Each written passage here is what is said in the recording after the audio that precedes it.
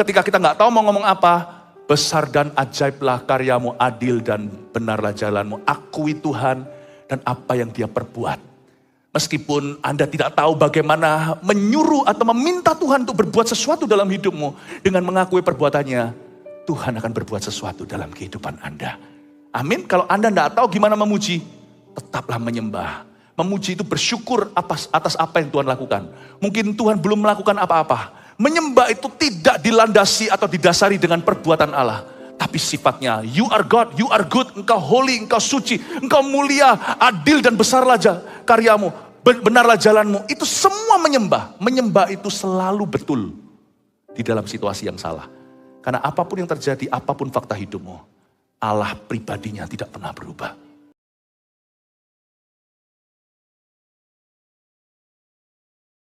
Bayi di palungan itu 2000 tahun lalu telah menjadi pria dewasa. Dan setelah kebangkitannya menjadi segala kuasa di bawah kakinya.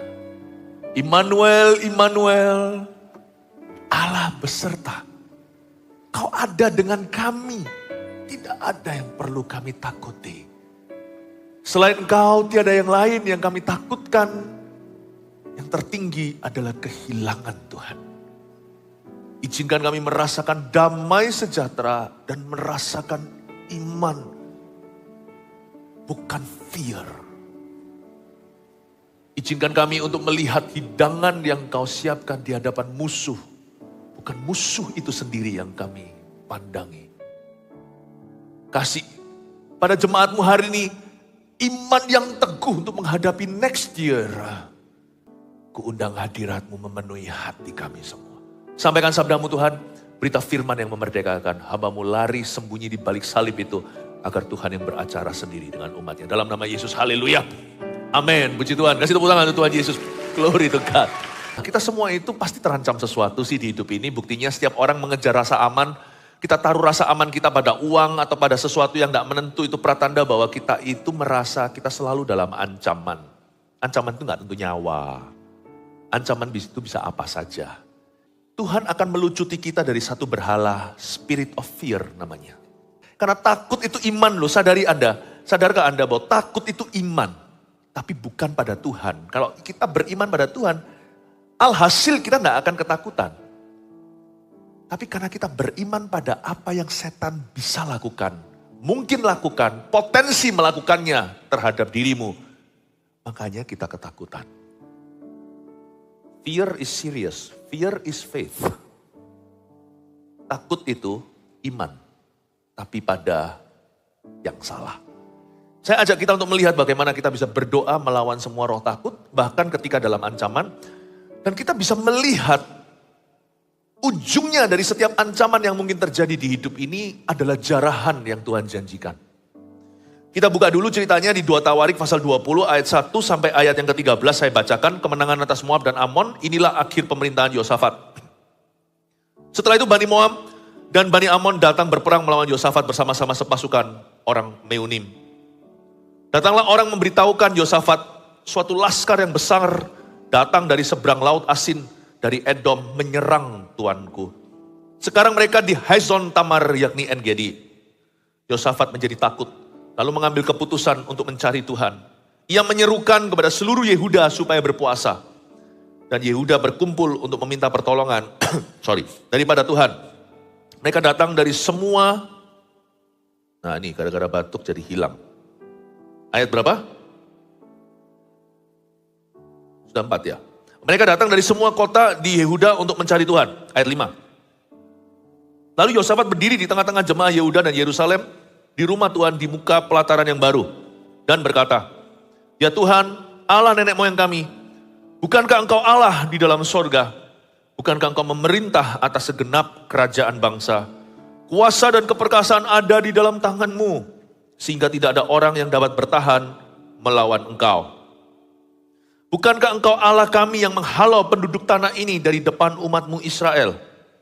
Dan memberikannya kepada keturunan Abraham, sahabat-Mu itu untuk selama-lamanya. Lalu mereka mendiami tanah itu dan mendirikan bagi-Mu tempat kudus untuk nama-Mu, kata mereka. Bila suatu malapetaka menimpa kami, yakni pedang, penghukuman, penyakit sampar, atau kelaparan, kami akan berdiri di muka rumah ini, di hadapanmu, karena namamu tinggal di dalam rumah ini. Dan kami akan berseru kepadamu di dalam kesesakan kami, sampai engkau mendengar dan menyelamatkan kami. Sekarang lihatlah Bani Amon dan Moab dan orang-orang dari pegunungan Seir ini. Ketika orang Israel datang dari tanah Mesir, engkau melarang mereka memasuki negerinya. Oleh sebab itu mereka menjauhinya dan tidak memusnahkannya. Lihatlah sebagai pembalasan mereka datang mengusir kami dari tanah milik yang telah engkau wariskan kepada kami. Ya Allah kami, tidakkah engkau akan menghukum mereka? Karena kami tidak mempunyai kekuatan untuk menghadapi laskar yang besar ini yang datang menyerang kami. Kami tidak tahu apa yang harus kami lakukan, tetapi mata kami tertuju kepadamu. Sementara itu seluruh Yehuda berdiri di hadapan Tuhan, juga segenap keluarga mereka dengan istri dan anak-anak mereka. Coba saya jelaskan bagaimana ancaman itu bisa mendekati kemah orang benar. Seperti apa beroperasi roh ketakutan? Biasanya selalu melalui negative spirit. Selalu melalui roh yang negatif dulu. Dan melalui musibah dan masalah. Setan bisa pakai problema kita untuk mencuri apa yang sesungguhnya berharga. Problema atau masalah itu sendiri bukan tujuan akhirnya. Sebab problema atau masalah itu hanyalah kendaraannya saja. Yang setan ingin curi adalah iman percaya kita dan damai sejahtera. Kalau damaimu bisa dicuri dengan sedikit masalah, dia nggak perlu tambah dosisnya. Dia tahu ini sanggup melemahkanmu, disimpan di lemari besinya. Nanti pada waktu Anda sudah berada di titik tinggi, dipromosikan misalnya, atau Anda lagi bahagia-bahagianya, happy banget family-nya, di situ dikeluarkan lagi, setan tahu tepatnya kapan untuk menjatuhkanmu. Dia mencoba senjatanya, karena setan tidak maha tahu. Jadi kalau di titik ini, titik tertentu, dengan dosis begitu dan perkara tertentu, Anda sudah bisa kehilangan sukacita, tercuri damainya. Simple, percayalah dia akan cabut lalu. Setelah itu, dia tidak akan lanjutkan serangannya. Karena dia menunggu serangan fajar. Pahami dulu cara berpikir setan. Saya ngomong begini supaya dia dilucuti. Supaya Anda berjalan tahun depan itu jangan sampai salah langkah. Setan itu licik. Dia tidak akan jatuhkan Anda now. Setan itu ngerti kuasanya bunga. Bukan bunga-bungaan. Tapi seperti bunga bank atau the power of interest. Dia tahu itu. Kapan dia akan jatuhkan you. Dia tahu. Makanya saya gak akan mudah menunjukkan takut. Bijaksana iya, saya harus pikirkan. Saya gak boleh mempresentasikan bahwa roh saya ini mudah terancam oleh keadaan. Karena setan akan membaca itu karena dia tidak maha tahu. Setan akan baca gerak-gerikmu dan keputusan hidupmu. Dari situ dia akan lihat, oke, bagus ini mempan. Obat ini cocok sama orang ini. Kalau Tuhan punya antibiotik itu menyembuhkan, setan punya antibiotik itu meracuni. Dia tahu bahwa pakai ini Anda pasti mati. Tapi dia gak mau Anda mati sekarang. Karena dia mau sekali tepuk. Beberapa lalat mati, sekali dayung berapa pulau terlampaui. Dia gak sebodoh itu. Buktinya Goliat ancam-ancam.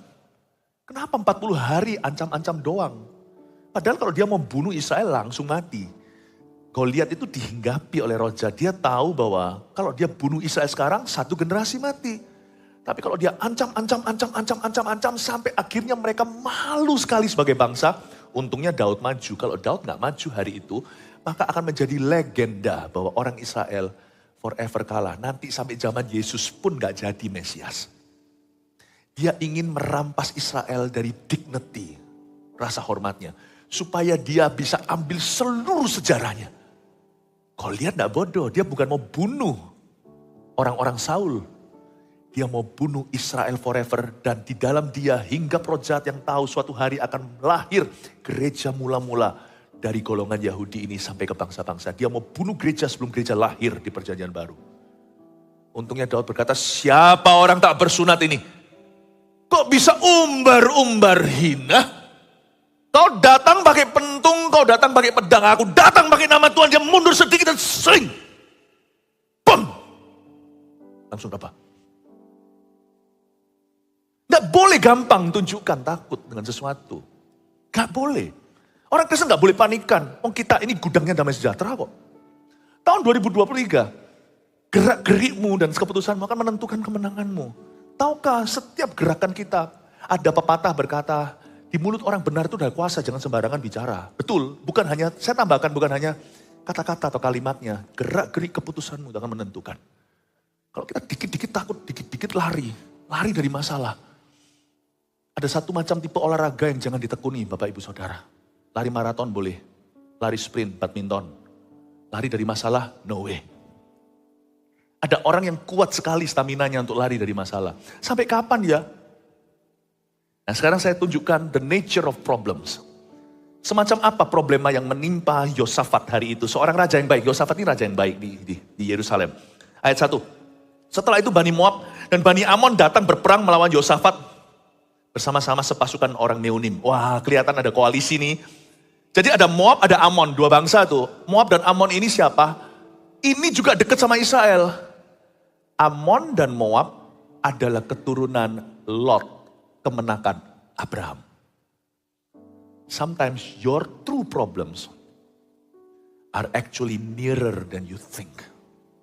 Masalahmu yang sesungguhnya itu lebih dekat dari yang kau kira. Sedangkan kita itu seringkali takut sesuatu yang di ujung bumi, paham maksud saya? Malahan bahaya yang tidak kau takuti itu lebih ngeri. Roh takut itu selalu tidak objektif, roh takut itu selalu mengandai. Roh takut itu selalu berimajinasi sesuatu yang jauh. Lihat ya, coba ya. Orang takut sekali kuman, tapi berani kompromi dosa. Mana lebih bahaya? Kena flu besok sembuh. Kena dosa hati hampa, keturunan dikutuki. Kenapa orang itu takut yang jauh? Takut yang tidak kelihatan, tapi mengkompromikan yang kelihatan. Roh takut itu tidak objektif.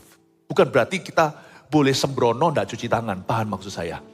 Sebelum kita tata diri kita, tata dulu rasa takutnya. What is it that you fear the most in life? Definisikan ulang apa itu ancaman. Yang mana jarahan? Supaya kita senantiasa melihat donatnya dan bukan lubangnya. Bolak-balik saya pakai ilustrasi ini ya wis lah ya. Bani Moab, Bani Amon, lalu ada juga sepasukan orang Meunim. Orang Meunim ini jarang terdengar di Alkitab. Ya sudahlah, ini salah satu bahaya jauh. Bahaya dari jauh yang mendekat kepada Yosafat. Datanglah orang memberitakan Yosafat, suatu laskar yang besar datang dari seberang laut Asin, dari Edom menyerang tuanku. Sekarang mereka di Hazezon Tamar yakni En-Gedi. Alamak, aduh, ada laskar yang besar. Terdiri dari Moab, Amon, Meunim, saya juga nggak tahu siapa mereka. Tapi ada satu lagi nih ekstra tambahan. Jangan dihilangkan karena ini penting sekali. Edom. Edom itu Bani Esau. Kakaknya Yakub yang tidak terpilih. Yang tercuri hak kesulungannya. Yang satu dari kemenakan Lot. Abraham, Ishak. Ya kan? Tapi dari Ishak jadi umat pilihan. Lalu dari Ishak ada Esau Yakub. Yang dipilih Yakub, Esau jadi musuh. Yang tidak dipilih sebelah kanan atau sebelah kirimu, jadi musuh. Yang tidak dipilih di sebelah kiri, yaitu di sebelah kanan Anda ini, menjadi musuh. Mengepung mereka. Ternyata masalah kita itu jauh lebih dekat. Masalah yang sungguhan ya. Bukan yang kita ada-ada. Masalah yang beneran itu seringkali it's closer to home.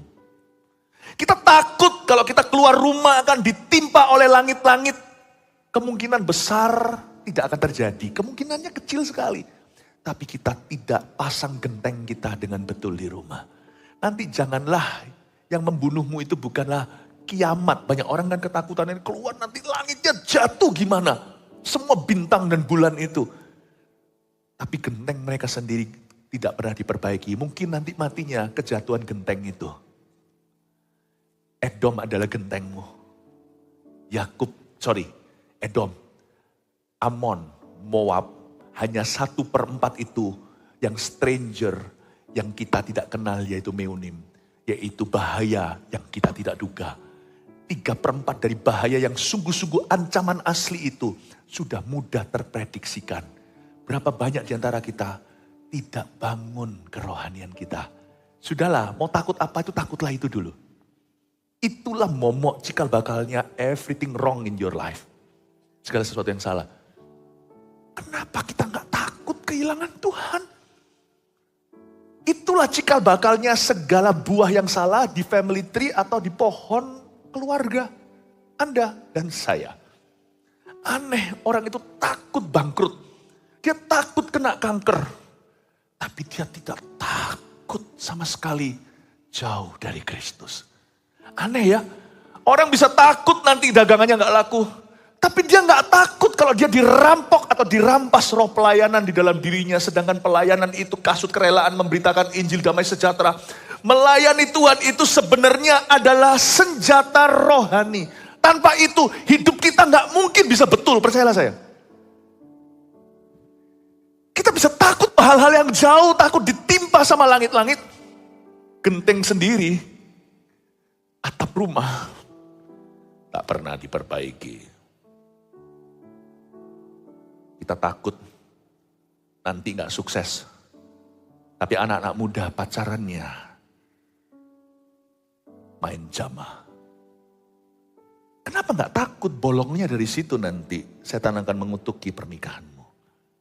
Bapak ibu saudara, let's get real with Jesus. Tahun 2023, do not walk in fear. Jangan berjalan dalam roh ancaman, tapi berjalan dalam janji-janji Tuhan. Berjalan dalam titah-titahnya. Berjalan dalam perintah-perintahnya. Jangan pilih-pilih, tebang pilih kalau baca firman maunya hanya janji. Kalau kita mau baca Alkitab, baca sekalian sampai kepada perintah-perintahnya. Waktu saya baca ini saya melihat, oh ya. Tapi Yosafat punya hak jadi takut lah, coba bayangkan. Kalau ada laskar yang besar, apalagi beritanya gitu. Berita acaranya gini. Raja Baginda suatu laskar yang besar datang dari seberang laut asin. Dari Edom pula menyerang tuanku, sekarang mereka di Hazezon Tamar, yakni di En-Gedi. Coba katakan En-Gedi. En-Gedi adalah tempat pilihan. En-Gedi itu bagus, nanti Maret saya ke situ membawa jemaat. Saya pergi ke En-Gedi pertama kali, itu tempat kambing hutan, kambing gunung maksudnya. Itu kelihatan beberapa kambingnya waktu itu. Di situ juga ada mata airnya. Di tempat itulah En-Gedi, saya gak bisa dekati, cuma dari situ kelihatan view. Sempat lakukan waktu itu syuting saat teduh. Dan saya lihat di sana, itu En-Gedi. En-Gedi itu tempat bersejarah, tempat Daud mengubah rasa takutnya dari Saul menjadi lagu-lagu Mazmur di goa. Tapi En-Gedi gak semuanya bagus. En-Gedi juga bisa tempat seorang pecundang atau pengecut iman lari ke dalamnya tidak berbuat apa-apa, tunggu mati.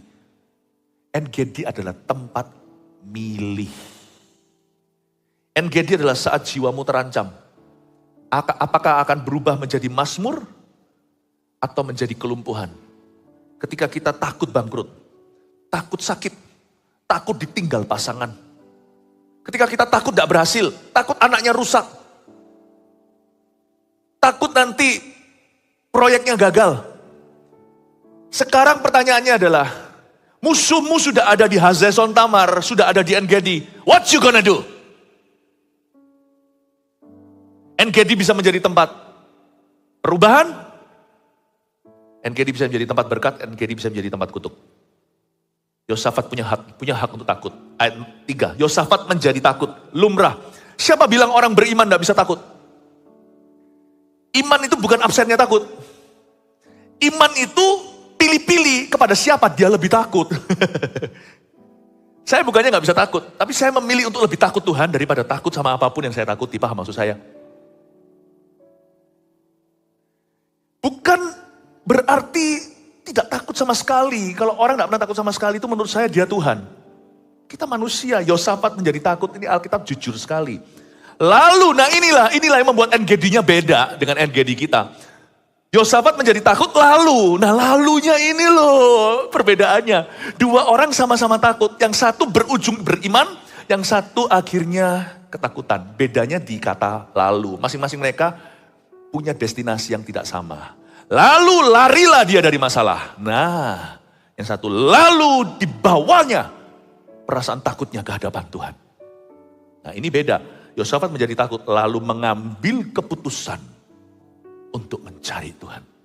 When you fear, do you seek God? Waktu kita merasa terancam atau ketakutan, dalam bahaya atau apa, kita cari Tuhan atau lari dari Tuhan. Lalu ia mengambil keputusan untuk mencari Tuhan. Ia menyerukan kepada seluruh Yehuda untuk berpuasa. Bukan hanya dia seorang. Karena dia yang paling berkepentingan. Wong ini dia adalah rajanya kok. Raja itu berarti kan pengambil keputusan. Amerika gimana hari ini kan sangat tergantung presidennya. Tapi Yosafat ini berhikmat. Loh, yang berkepentingan ya bukan saya doang, bukan saya saja kan. Kan kalau ada apa-apa terjadi, Moab Amon masuk ke sini, lalu kita dihabisi sama Edom dan Meunim, yang rugi kan bukan cuma si raja, mungkin raja yang dijadikan bulan-bulanan, tetapi rakyatnya pun akan mati. Jadi Yosafat mengajak semua rakyatnya di seluruh Yehuda untuk berpuasa. Ini berhikmat. When you fear, kita gak ajak orang untuk takut.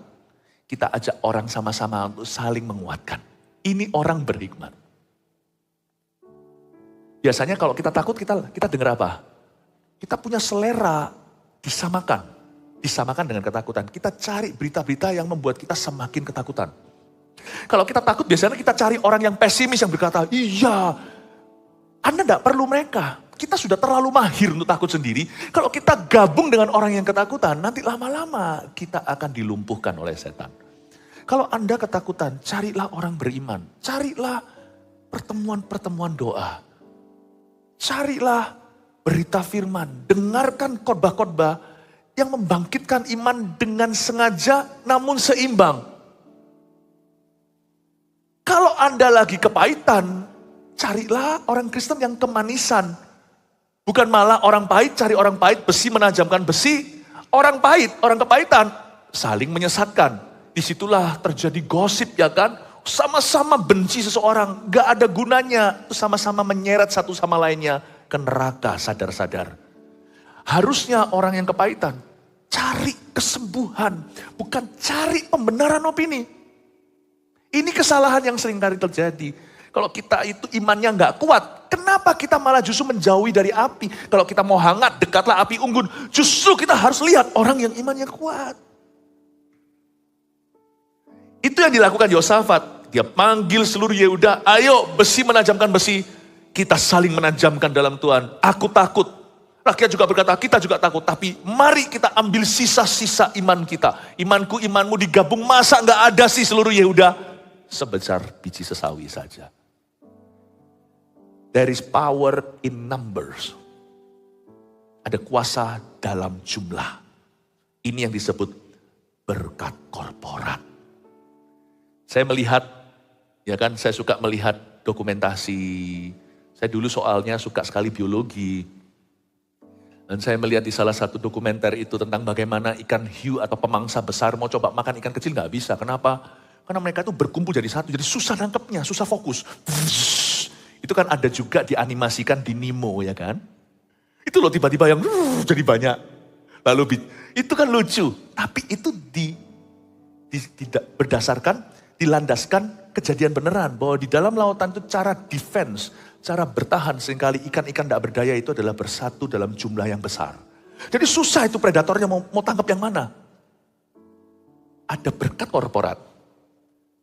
Tahun depan janganlah menjauhkan dirimu dari pertemuan-pertemuan ibadah. Saya ngomong gini bukan karena kita gereja ada perlunya untuk kebaktian. Bukan. Jangan. Ini semua pilihan sih. Hari ini tanggal 25 kan. Di Amerika Utara, yaitu di benua Amerika, lebih sedikit lagi gereja yang mengadakan ibadah tanggal 25. Semakin dikurangi, semakin tiada. Terserah, setiap gereja kan punya kebijakannya. Tapi gereja kita tidak akan lakukan itu. Karena kita tahu Christmas without worshiping together is just not Christmas. Jadi, kenapa? Jangan jauhkan diri dari pertemuan, karena itu kekuatan. Yosafat tahu itu, waktu dia lagi kepepet sesuatu, ayo kita kumpul yuk. Yuk kumpul yuk. Ayo kita sama-sama berpuasa. Powerful sekali. Justru ketika dalam masalah, janganlah keluarga itu saling mencabik. Kalau dalam problema, keluarga itu harus bersatu bangun mesbah, sama-sama sembahyang. Justru waktu suami istri itu lagi punya masalah finansial, jangan gegeran. Sisihkan dulu perdebatan, sama-sama lihat kebutuhan, bawa kepada Tuhan. Ajak anak-anak sekalian, mungkin mereka gak ngerti. Tetapi ada kuasa dalam jumlah, ingat tadi. There's power in numbers. Bawa anak-anak putra-putrinya sekalipun mereka gak ngerti accountingnya, mereka masih terlalu kecil. Tapi doa anak kecil itu powerful loh. Bilang aja simple, papa mama perlu berdoa. Ayo kalian ikut mendukung. Mungkin mereka gak bisa berbuat apa-apa. Tapi ketika suara kecil mereka yang sayu itu berkata, Tuhan, tolonglah papa. Merinding aku. Tuhan langsung dengarkan. Jangan diremehkan. Lalu nanti aku sedih. Duduk sendiri, ambil tali, mau bunuh diri. Papa jangan hadapi sendiri, jangan remehkan ibu rumah tangga loh. Papa mama juga jangan remehkan anaknya. Jangan hadapi sendiri, read my lips please. Baca lidah bibir saya. Jangan hadapi sendiri apapun masalah di 2023. Sebab rahasia kemenangan seringkali Tuhan taruh pada sesuatu yang sifatnya korporat. Remember this is wisdom, ini hikmat. Jangan hadapi sendiri. Juga jangan jadi orang yang panikan dan manja. Doakan dia, doakan kemana-mana. Kita itu mengobral, doakan saya. Orang yang kayak gitu lama-lama dia sendiri gak doa. Karena dia terlalu kipit-kipit dan berkipas-kipas. Doakan. Yang gini jangan di film ya, jelek. Nanti masuk orang gak ngerti konteksnya saya gini-gini tuh ngapain. No. You need to tell just a few people, 5 roti 2 ikan. Beritahu beberapa aja. Please pray for me, dan ditagih. Ayo sungguhan doa. Aku gak mau kamu hanya doakan aku. Aku mau kita doa bersama. Puji Tuhan orang yang sudah bergabung di CG, itu fungsinya CG. CG itu fungsinya bukan social club. CG itu fungsinya ini, karena kita tahu bahwa kita gak bisa tumbuh sendirian. Dan kita gak bisa hadapi semuanya sendiri. Saya juga gak bisa. Jangan hadapi sendirian. Coba katakan kanan kirinya. Jangan hadapi sendirian ya. Bilang, Anda punya saya. Bilang gitu. Iya. Siapa tahu yang ngomong gitu nanti. Ternyata bujangan dan jadian. Puji Tuhan ya. Nangkep ini ya. Berkat korporat. Ancaman itu jangan dihadapi sendiri. Jangan hanya dengan Tuhan. Tuhan itu juga punya keluarga. Yaitu saudara seiman.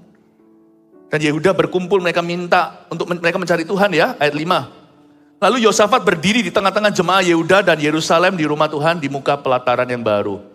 Dan berkata, ya Tuhan Allah nenek moyang kami. Ini doanya Yosafat. Doanya dicatat. Tapi kita bisa bedah doa Yosafat. Saya coba untuk mengoperasi doanya ya. Demi apa? Demi kebaikan Anda.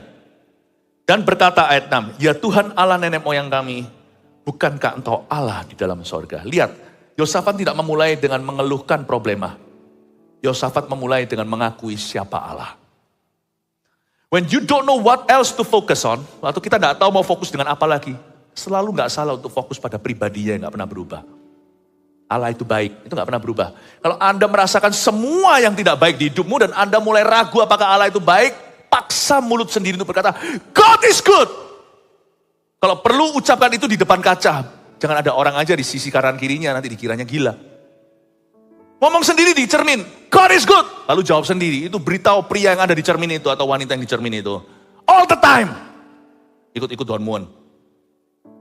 All the time. Suruh jawab itu pria atau wanita di dalam kaca, yaitu diri kita sendiri. God is good.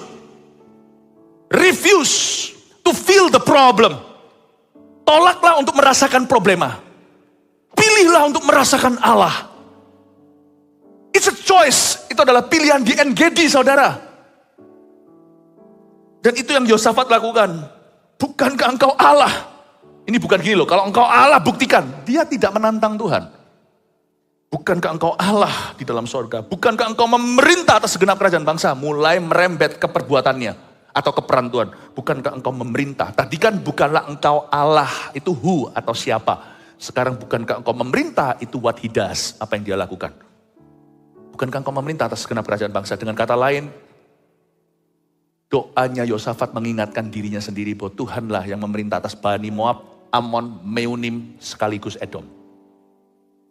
Ingatkan dirimu. Kalau kita nggak tahu mau ngomong apa lagi, besar dan ajaiblah karyamu, adil dan benarlah jalanmu, Raja segala bangsa yang maha kuasa, mulia namamu. Besar dan ajaiblah karyamu. Kita bisa stres, tapi nyanyi begini juga mampu. Adil dan benarlah jalanmu. Lagi takut nih, tapi tetap mengaku. Raja segala bangsa, yang maha kuasa, mulia namamu.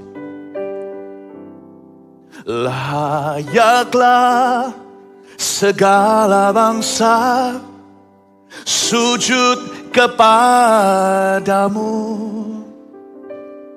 Sebab kau Allah yang kudus, layak disembah.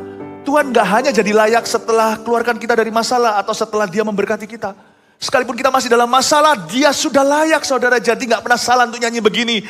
Layaklah segala bangsa sujud kepadamu. Sebab kau Allah yang kudus, layak disembah.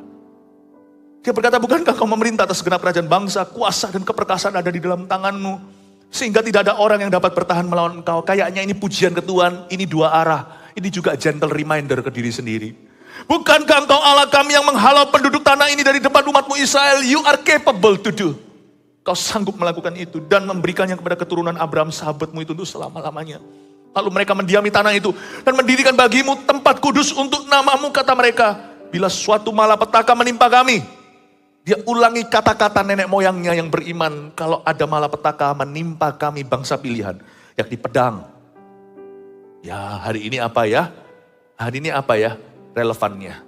Pedang itu ya misalkan kerampokan, kejahatan, kriminalitas. Dak-dikduk, anak sekolah di luar negeri, di luar kota, tempatnya rawan. Itu pedang. Pedang itu ulah manusia untuk melukaimu. Pedang. Atau kecelakaan, ditabrak sama mobil. Gak hanya itu.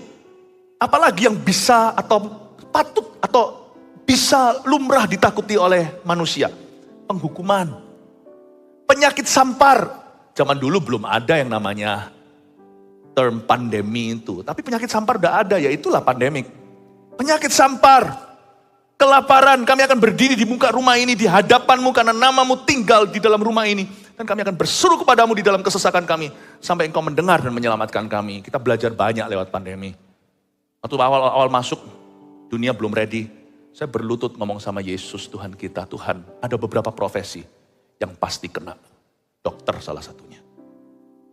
Pendeta juga. Karena pendeta itu dicari orang sakit. Saya bilang, Tuhan Yesus, aku refuse untuk takut. Oh, saya banyak belajar awal-awal masuk pandemi. Saya belajar untuk tidak berlebihan. Saya belajar untuk jadi jauh lebih bijaksana. Saya pernah viral loh ya. Tapi look, gak mungkin di profesiku ini, kalau bukan dilindungi Tuhan, saya gak kena. Gak mungkin. Saya gak pernah kena sampai hari ini. Ya memang, jaga kesehatan. Saya gak terus gegabah berkata iman-iman. Saya olahraga, minum vitamin. Tapi gak mungkin, orang yang begitu pun kena juga ada. Bayangin saya ngomong sama orang gini. Besoknya saya, bukan besoknya, nanti jadi beritahu dia kena. Loh kan saya rasa, saya tes, saya negatif. Saya bolak-balik ketemu orang begini. Bolak-balik orang mau gimana segalanya. Saya bilang sama Tuhan begini, Tuhan, bukankah engkau yang melindungi umat Israel dari penyakit sampar? Aku 100% pasti kena, karena aku adalah seorang pendeta. Nah mungkin saya tolak jemaat. Apa yang bisa di depan saya, masa mungkin saya berkata hihi.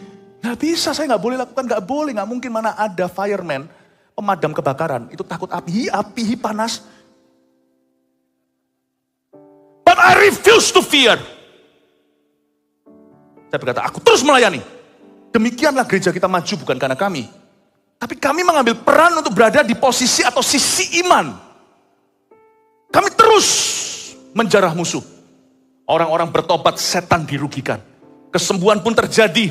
Sebagian tidak sembuh, tapi sebagian besar sembuh, puji Tuhan. Look, I refuse to fear. Saya menolak untuk menyembah satu berhala. Yaitu ketakutan yang berlebihan. Lakukan bagian kita. protokol, jaga kesehatan semua. But I do not want, saya tidak mau dihentikan. Kalau sampai ada sesuatu saya takuti di level tertentu ini, saya sudah berlebihan, berarti dosis saya lain kali akan susah bertambah, paham maksud saya? Paham ya? Apa yang kita lihat di dunia sekarang ini, saya nggak ngomong soal pandemi, sudah saya ngomong hal-hal lain. Apa yang Anda lihat so far, di tahun 2022 sebelum menginjak 2023, dengarkan. Itu semua masih belum apa-apa. Baca kitab Wahyu, coba dibaca kitab Wahyu. Ngerinya itu lebih luar biasa. Saya nggak ngomong ini supaya ketakutan. Saya ngomong ini supaya kita itu kalau beriman jangan tanggung sama Tuhan. Di kitab Wahyu dikatakan ada satu bintang jatuh ke air dan air itu semua menjadi racun dan pahit. Saya nggak ngerti loh itu maksudnya apa. You think this is the worst time in the world? Kalau ini aja membuat kita sudah panik, membuat kita semua seperti Elia sembunyi di gua. Dosis gini membuat kita sudah seperti itu, dosismu tidak bisa bertambah lagi. Lain kali hidupmu akan kacau balau sudah. Jangan mudah panik. Bijaksana seperti saya katakan tadi. Saya pun masih belajar bijak. Saya belajar untuk saya harus ngerti di mana Roh Kudus stop, saya nggak lebih dari itu. Itu bagianku. Sedikit lebih situ bisa runyam ya kan. Tapi saya belajar untuk tidak mau dipukul mundur. Kalau begini membuat saya lari. Percayalah ke depan hanya ada satu cerita hidupmu di dalam tangan setan, yaitu selalu dibully. Jangan gampang naikkan dosis. Generik dulu takut itu.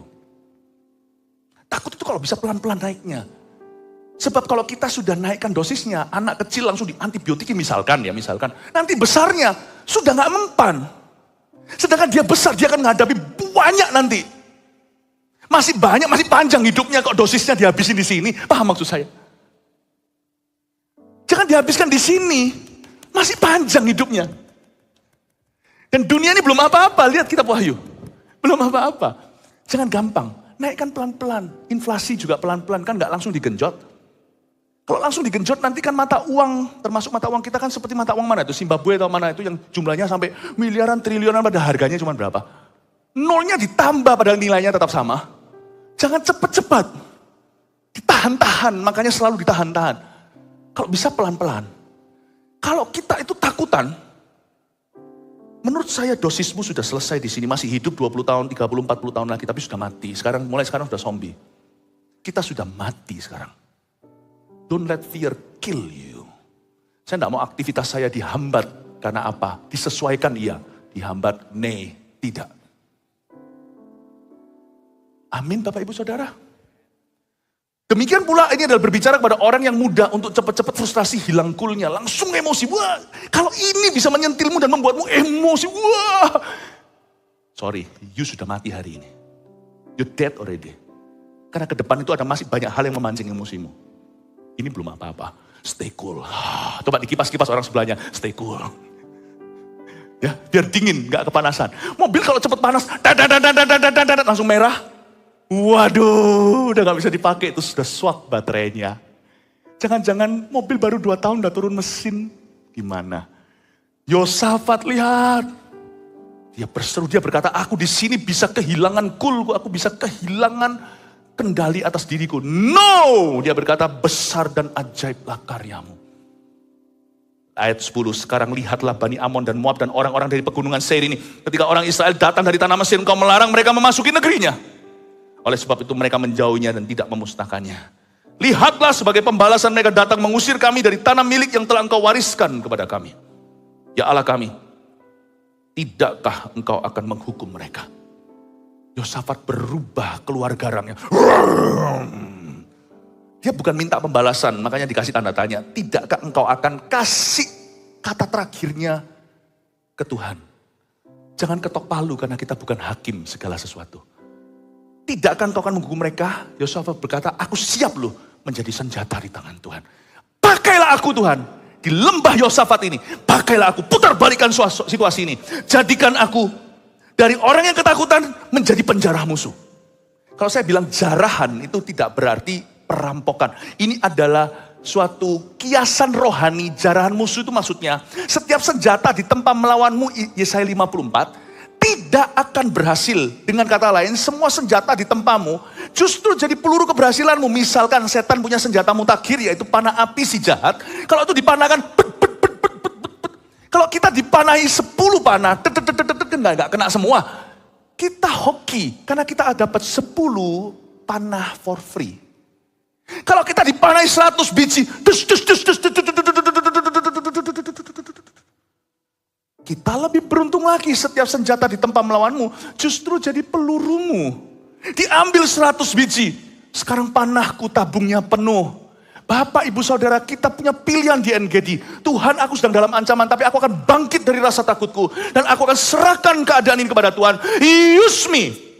Bukan lari, bukan protect me, tapi use me. And because you are using me, you shall protect me.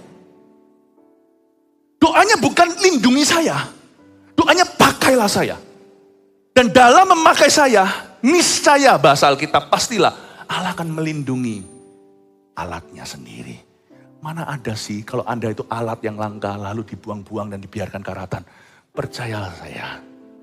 Kalau ban Anda meletus, dongkraknya itu tinggal satu. Anda di gunung, di padang Sahara. Nggak mungkin Anda itu akan sia-siakan. Alat di tangan Tuhan itu precious atau berharga di tangannya. Use me. Udah nggak usah minta protect me. Tuhan akan tahu sendiri to protect you and your family dan melindungi Anda dan keluarga. Saya cuma ngomong sama Tuhan aja gampang. Sekali aku kena Tuhan, buyar sudah saat teduhnya. Kan nggak mungkin saya saat teduh berada di kamar gitu sendirian. Hai. Nyanyi sendiri. Oh betapa dalamnya. Lalu habis itu doa sendirilah. Nggak mungkin. Buyar sudah. Sekali saya kena, sudah buyar. Saya nggak bisa muncul begini 8 kali gimana. Saya sama Tuhan tuh punya ketipan sendiri. Dengan hormat kalau dari saya. Ketipannya gini. If you think I'm still useful ya. Kalau menurut Tuhan aku masih berguna. Protect me. Lindungi aku. Fokusnya bukan dirimu. Lari dari masalah atau perlindungan. Fokusnya pemakaian. Jarahan. Kalau engkau menganggap saya ini masih berguna bagi. Tenang Tuhan. Pesawat goyang pun mau jatuh misalnya. Saya nggak omong kosong begini. Nggak jatuh sih, itu berlebihan.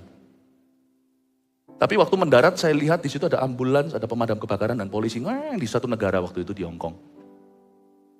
Ternyata mungkin semacam sayapnya itu ada apinya. Sayap kan tempat bensinnya.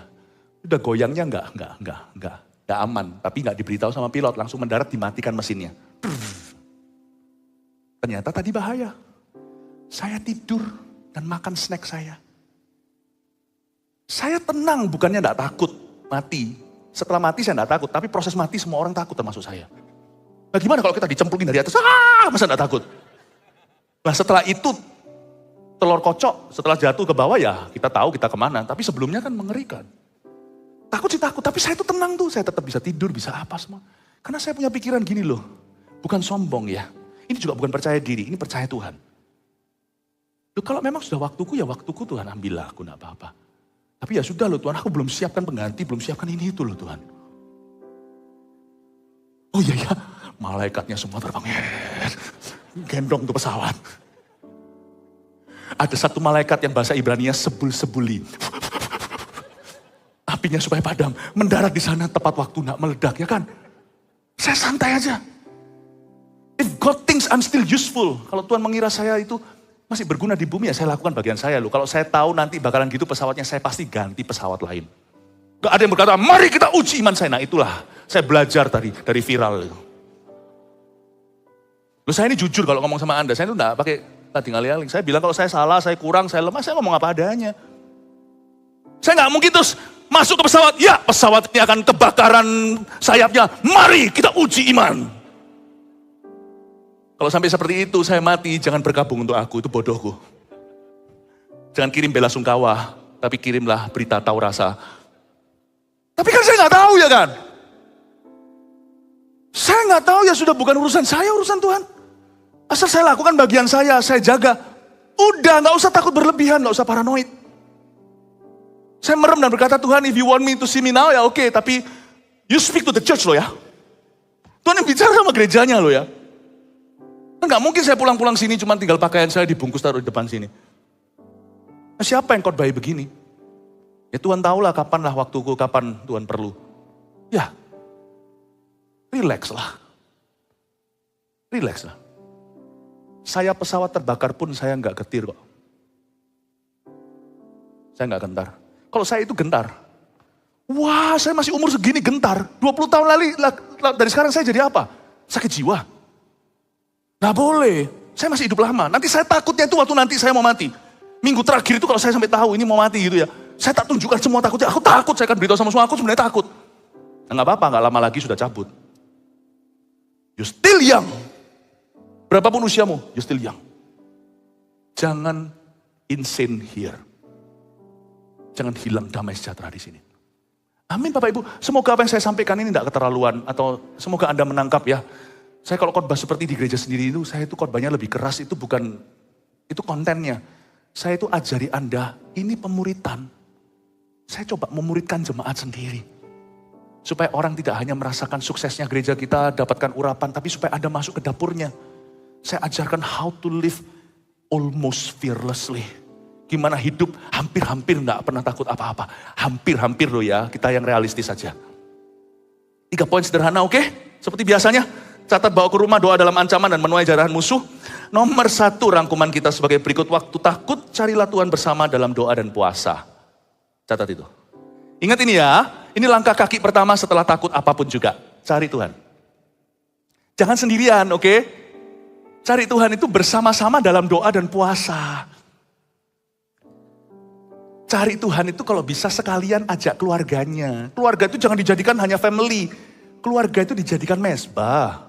Suami istri yuk bangun dia tahun 2023 gak pernah doa sama-sama. Selalu sang suami titip doa sama istrinya, istrinya pendoa. Titip ya ma, titip doa di gereja. Beritahu Tuhan tidak buka titipan. Habis ini kalau ada masalah doa bareng ya. Preferably kalau Anda baca tadi, saya baca ayat yang terakhir 13. Sementara itu seluruh Yehuda berdiri di hadapan Tuhan juga segenap keluarga mereka dengan istri dan anak-anak mereka. Take your family with you and you pray. Jangan cuma take them vacationing atau bawa mereka jalan-jalan. Bawa jalan-jalan semua orang begitu, orang dunia juga demikian. Ayo ke Disneyland, ayo ke kebun binatang. Kadang-kadang ada orang tua yang ajak anaknya jalan itu sedikit goda-godain mereka. Ayo ke kebun binatang, aku mau kenalkan, papa mau kenalkan kamu sama cousinmu. Sama sepupunya. Anaknya langsung jatuh mental.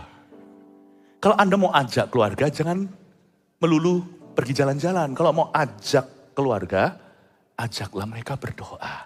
Itu kuasa korporat. Amin. Ke gereja jangan hanya cuma ibadah. Ini ibadah di charge. Dipakai tengah minggunya CG untuk saling mendoakan. Supaya kamu sembuh, kata Yakobus. Nomor 2, doa dalam ancaman dan menuai jarahan musuh. Nomor 2, banyaknya musuh, laskar besar ya kan? Banyaknya musuh, pratanda, banyaknya jarahan di depan. Ayo kita beriman. Semua panah api yang dilempar itu jadi pelurumu. Jangan-jangan kita dilempari 1 juta panah. Nanti kita bisa buat rumah. Salah satu cara Tuhan memberkati umatnya adalah dengan dicari gara-gara. Sungguhan, Anda baca di ilmu perangnya orang Israel. Orang Israel gak boleh lemparkan pertama. Pipi ke satu yang ditampar harus pipi mereka dulu. Pipi kanan. Lalu mereka membeli pipi kiri itu conquering. Itu menguasai. Ketika Israel menjadi satu negara, diserang kan dari tetangganya. Gara-gara diserang itulah kehilangan dataran tinggi Golan. Coba baca di sejarah. Kalau mereka gak diserang dulu, mereka akan dikecam. Mereka diserang dulu karena perang. Perang siapa kalah harus let go. Lepaskan.